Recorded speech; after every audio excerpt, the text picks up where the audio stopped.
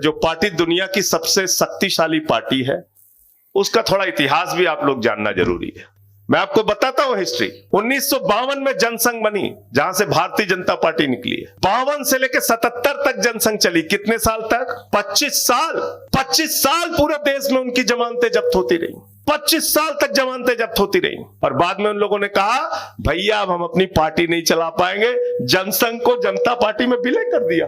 Party नहीं चला पाए आगे, जनता पार्टी में विलय कर दिया। 80 में फिर बीजेपी बनी, और 80 में जब बीजेपी बनी, 84 में उनकी 2 सीटें आई। और पूरे देश में बीजेपी का किस तरीके से चुनाव में परिणाम रहता है, वो थोड़ा सा आपके लिए जानना जरूरी है। ये तमिलनाडु का चुनाव 80 में 0, 84 में 0, 89 में 0, 91 में 0, 96 में 1, 2001 में 4, 2006 में 0, 2011 में 0, 2016 में 0 और 2021 में 4। 40 साल में कुल 3-4 सीट मिली है बीजेपी को, 8 सीट। केरल आ जाइए। केरल में 80 में 0, 82 में 0, 87 में 0, 91 में 0, 96 में 0, 2001 में 0, 2006 में 0, 2011 में 0, 2016 में 1 सीट, 2021 में फिर 0।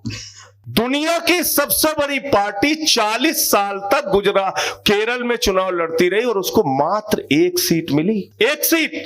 और 2021 में फिर वो सीट हार गई, 0 हो गए फिर केरल में। अब आपको मैं उदाहरण देता हूं आम आदमी पार्टी का। पहला चुनाव दिल्ली में 28 सीट, दूसरा चुनाव 67 सीट, तीसरा चुनाव 62 सीट, पंजाब में पहला चुनाव 20 सीट, दूसरा चुनाव 92 सीट, गोवा में पहला चुनाव 6% वोट, दूसरा चुनाव 2 सीट वहां मिली।